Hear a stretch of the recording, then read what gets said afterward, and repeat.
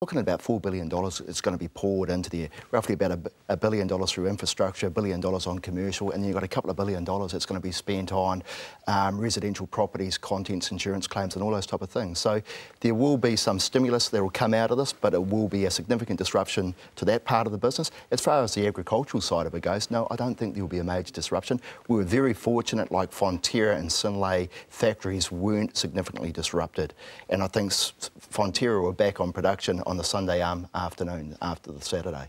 One of the things, Tim, that the Reserve Bank governor has talked about as well is that agricultural credit apparently is increasing only slightly in the big picture. Would you agree with that? Yes, I would agree with that. I think farmers are it's back to basics for farmers. It's back to them focusing on cash flow and profitability and in some cases using surpluses to reduce debt. Now, what happens to all the farmers in the quake who perhaps will not be covered by insurance coverage? Dave? I think the major investment that a farmer has is actually in the land. So you've got the house and the sheds there. So you've got the shed that's actually milking the cows with the assistance of the farmer. So I think the Earthquake Commission will look after the land side of it, and they will have insurance for the sheds. But there hasn't been a significant number of sheds that have been disrupted. It's not huge, but there has been disruption there. And the beauty about it is the farming community pull together, they help each other out until they get those sheds operational again. Tim, when your farmers come to see you, what are their biggest concerns right now? What kind of advice are you giving them? The farmers are focused on getting the on-farm infrastructure back up and running. So in the case of a dairy farm, a cow shed is critical to the farming operation. There are a couple of examples of cow sheds that won't be able to be rebuilt, but in the majority, cow sheds have been able to be patched up and made functional for the remainder of the season. One of our customers, whose cow shed has been patched up, has come to us looking for funding for a second cow shed that he's going to build. Touch wood that we don't get another event like this, but this will mean that he has a second shed in the event that one cow shed gets taken out by another natural disaster. So are you actually loosening the purse strings now for the Canterbury farmers? I wouldn't say that we were loosening the purse strings, Genevieve. We're looking at a farmer's situation on a case-by-case basis, but certainly my managers have had emergency lending discretions to be able to meet the very immediate needs of our customers post the earthquake. For example, a customer who had $1 million, our managers were able to provide immediately a $100,000 increased funding facility to mean that they could get on with the business of farming. Dave, one of the interesting things about this earthquake is that apparently it's one of the few in the world where a lot of rural land has been affected. Water experts are flying in from around the world to take a look at that. We still don't know what's happening under the ground with the aquifers, do we? No, we won't know for some time yet. It'll be really when they actually start turning the water on from those bores that we'll actually have a further understanding there. And we'll have to address those issues as they come into play. Now, of course, we know that there have been the freak snowstorms down south. That's another body blow for the farmers there. What are you hearing about that in your neck of the woods, Tim? I've talked to my colleague Peter Moynihan, who's the area manager for the area, and he has said that the farmers that he's talked to are under pressure. They're exhausted. It has been a stressful time. There have been stock losses. 500,000 lambs is the number that's been talked about. Peter thought that could in fact be a bit higher. Feed is tight. There isn't a lot of supplementary feed around, so it's put real pressure on that part of the country at a critical time in the season. And what are the medium and long-term implications of all those losses for stock, for the industries? I think certainly it will have a knock-on cash effect, in that a number of businesses will face a break-even or loss-making position for this coming year. Not just farmers. I mean, what are we looking at? Well, yes, that potentially. If farmers are reducing their spending, then that will have a flow-on effect into the provincial town centres, the Invercargills, the Gores of this world. But look, farming, you do have to look through short-term freak events and focus on the medium-term picture. Farmers are a tough bunch. They're resilient. They'll farm through this. They'll pull through this, and as bankers, we'll be there to support them. Dave, Beef and Lamb New Zealand has already forecasted before the storms a loss of something like 28 million lambs. What's this going to mean? Look, the impact with the Southland will not be huge within the industry. You've got to put it into perspective. This is roughly about 10 or 15% of the national production, but it will have a strong impact on the local market. Okay, so we're into recovery mode for the farmers down south as they struggle to come to terms with this. What's your best advice to them moving forward? I think the first thing is to basically get yourself in good shape, and then have a look at the farm, and then make sure that you're having a good open discussions with your financial providers. Now, the financial providers, talking about banks, should be coming out to see you and basically sitting down and working through what's going to happen over the next 6 to 12 months. As Tim was saying, this is not a short-term solution or fix that we can put in place. These guys are, or the farmers are in play for 20, 30, intergenerational, and they'll be there for another 10, 20 or 30 years. So we've got to make sure we put a long-term solution in there, but also address the short-term requirements for them personally and financially. That sounds like banker speak. What are you really saying? What I'm really saying is that we've got to actually get out there and support them and make sure that we put in the right solutions in front of them. It's around basically dealing with the emotional side, making sure they're well to farm the properties and that they've got cash to actually continue to farm the operation. Now, there will be some farming operations. This will be the straw that broke the camel's back, and we will support those people up to a certain stage, but it's only a small percentage of farmers that are in that situation. Gentlemen, thank you very much. Stay tuned.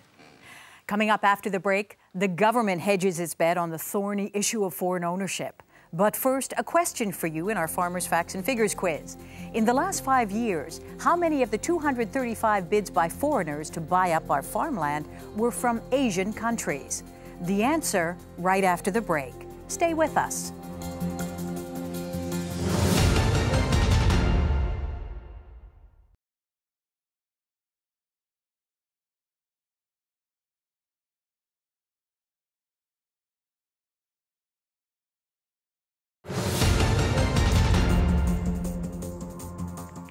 Welcome back to Money Talks. Just before the break, we asked you, in the last 5 years, how many of the 235 bids by foreigners to buy our farmland were from Asian countries? The answer? 9 approved bids were from Asian countries, 60 were from the United States, 36 were from Britain, and 24 from Australia. The government's plan to give ministers new veto powers to block foreign investment on large tracts of farmland is too vague, too weak, and prone to political pressure. At least that's the word from critics. What do our guests think? Dave? Oh, look, I can't really comment on whether it's prone to political pressure. I couldn't possibly comment. Yes, no, go not on. at all. I've got to be very careful here. But I think we do rely on international investment into New Zealand. And I suppose the key aspect for me is the fact that when overseas investment comes into New Zealand with land ownership, that they form part of New Zealand. Now, it would be absolutely fantastic to have all land owned by New Zealand citizens and basically we are operating from New Zealand, trading into the world market. But no, it doesn't work like that. We need liquidity. Liquidity is not just limited to the agricultural sector. It involves the commercial sector and the retail sector as well. You've only got to look at the debt. New Zealanders don't have a great ability to save. We have a huge gap where we have to go and get overseas investment into New Zealand, wholesale money to bridge the gap from borrower to investor. So we will rely on the international market to create some liquidity in the property, and that liquidity in the property market will also help support the values of land as well. So yes, we do need it. Tim, do you think the government's just taking a step back and buying itself a bit of political time now on a very dicey issue? I think, look, it is a sensitive issue. It's an emotive issue. I think it's time for cool heads, and it's time for seeking different perspectives from different groups to determine what, in fact, is the right way forward. It's interesting. Federated Farmers is calling it an elegant solution to a difficult issue. Would you agree? I think it's a possible pathway forwards, and as Dave has said, New Zealand is dependent on foreign capital, foreign investment. So there's some middle ground there somewhere. It is a sensitive issue. I don't have a clear view, clear picture of just what that solution looks like. I think Federated Farmers have captured it pretty well. And here's the question: if foreigners are restricted from buying up our farmland, what's going to happen to the price of that land? I think you will actually see it come off. we do require that investment to come into New Zealand. And I think the good thing about overseas investment, so long as those investors come into New Zealand and they integrate with New Zealand as opposed to stream all of the investment returns out of New Zealand, and they basically bring opportunities for New Zealanders. And interesting, we see that on the same day that this news came out about the tougher new rules apparently for foreign investment, we have China's Bright Dairies buying into Synlait. You know, look, it's great to have expansion within the industry. It gives good competition for Fonterra. You know, they put a new drying plant in there, and it'll create opportunities for New Zealanders with work crews and basically expanded operation within Synlait. That's right. They're pumping in, what, $82 million now. That's got to be good news for the economy all up, doesn't it, Tim? Yes, I think so. I think it gives dairy farmers in Canterbury some choice in terms of who they choose to send their milk to be processed, and that's a philosophical decision that farmers have to make on farm in terms of what the right decision for them and their families is looking ahead into the future. Gentlemen, thanks so much for your time. Fascinating insights. Thanks to my guests, Dave Jones and Tim Banks of Westpac.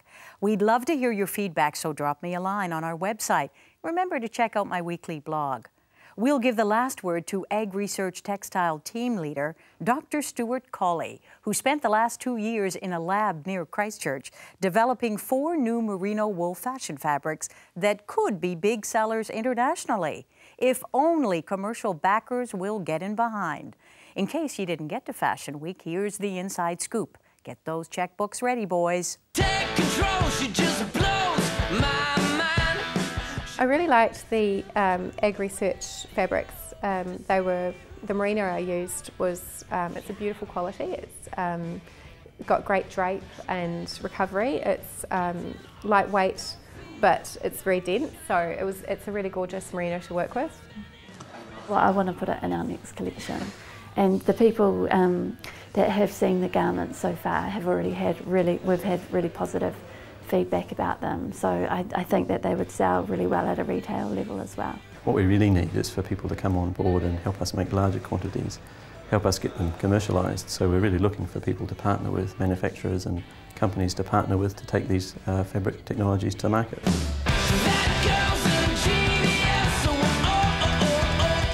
These are made machine washable, shrink resist, without using any harsh chemical treatment like chlorine and resins. And also, you know, you don't need to dry clean these, so there are lots of environmental benefits there. Well, this is a fabric that we've put a special antibacterial finish onto, which also has anti-odour effect as well.